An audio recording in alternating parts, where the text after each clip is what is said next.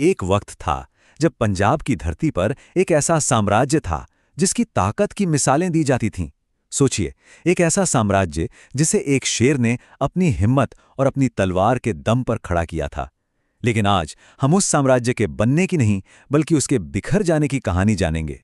और पंजाब के इतिहास में ये कहावत एक कड़वी हकीकत बन गई। एक ऐसे शेर की मौत के बाद जिसने एक मजबूत सल्तनत की नींव रखी थी, उसके अपने ही उसकी विरासत को नोचने के लिए तैयार बैठे थे। वो शेर थे महाराजा रंजीत सिंह, जिन्हें दुनिया शेरे पंजाब के नाम से जानती थी।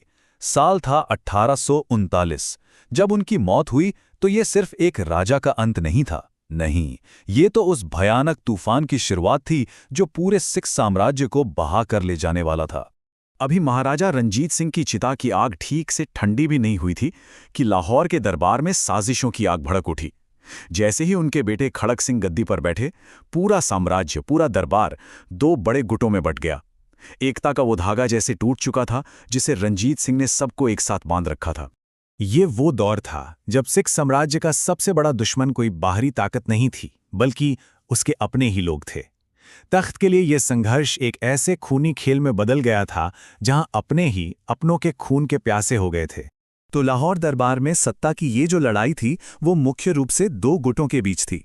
एक तरफ थे संधवालिया सरदार, जिनकी कमान थी चैत सिंह और अजीत सिंह के हाथों में, और दूसरी तरफ थे तीन ताकतवर डोगरा भाई, ध्यान सिंह, गुलाब सिंह और सुचेत सिंह, जिनका दरबार से लेकर फौज तक पर गहरा असर था।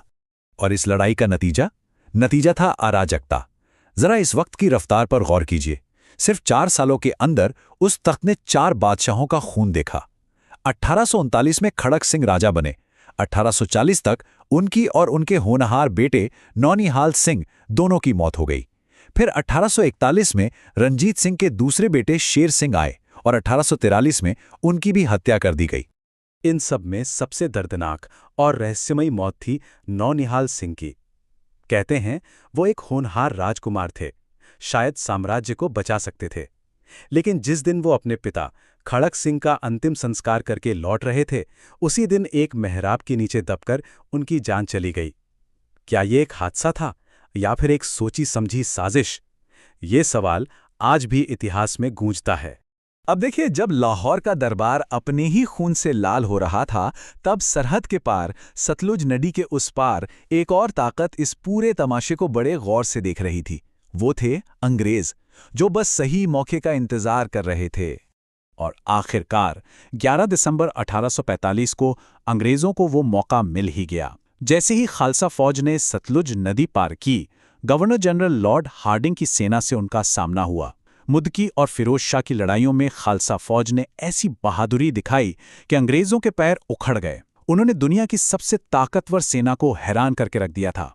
लेकिन शायद इस जंग का नतीजा तलवारों की धार से नहीं, बल्कि साजिशों की स्याही से लिखा जाना था। यहीं पर इतिहास का एक बहुत अहम सबक सामने आता है। सिख साम्राज्य ये जंग मैदान में अपनी ताकत से नहीं हारा, इसे हराया गया था अपने ही सेनापतियों की साजिश से। बहादुरी पर गद्दारी भारी पड़ गई थी। इतिहास गवाह है कि वजीर लाल सिंह और सेनापति तेज सिंह, जिनके कंधों पर खालसा फौज की जीत का जिम्मा था, वो अंदर ही अंदर अंग्रेजों से मिले हुए थे। कहा जाता है कि उन्होंने जानबूझकर अपनी ही फौज को ऐसी जगहों पर लड़ने भेजा जहां हार तय थी। सबराओं की लड़ाई में जो निर्णायक हार हुई, उसके बाद सिख साम्राज्य को घुटने टेकने पर मजबूर कर दिया गया और मार्च 1846 में उन पर थोपी गई लाहौर की संधि, जो एक संधि कम और साम्राज्य की बर्बादी का दस्तावेज ज्यादा थी। इस संधि के तहत अंग्रेजों ने लाहौर दरबार पर 1.5 करोड़ रुपए का भारी भरकम जुर्माना लगाया। सोचिए, उस जमाने में ये इतनी बड़ी रकम थी कि साम्राज्य का पूरा खजाना भी इसे चुकाने के लिए नाकाफी था।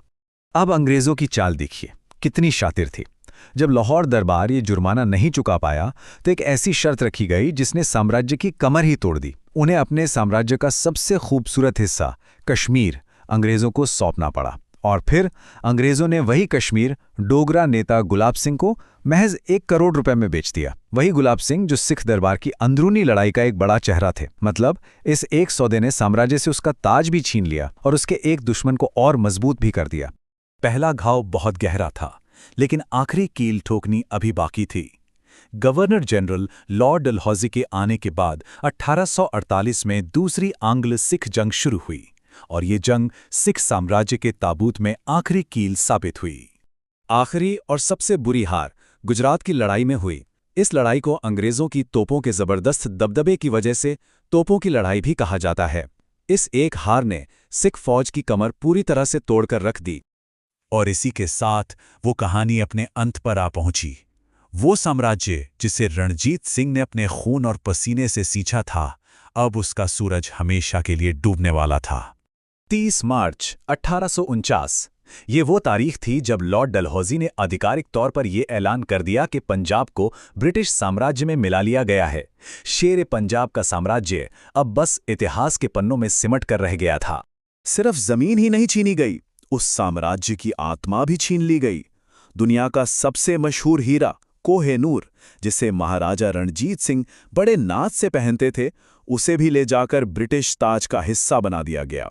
और साम्राज्य के आखिरी वारिस नन्हे महाराजा दलीप सिंह, उन्हें अपने वतन से बहुत दूर इंग्लैंड भेज दिया गया।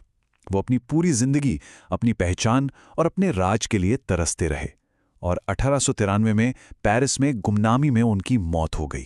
तो इतिहास की इस पूरी कहानी से सबसे बड़ा सबक क्या मिलता है?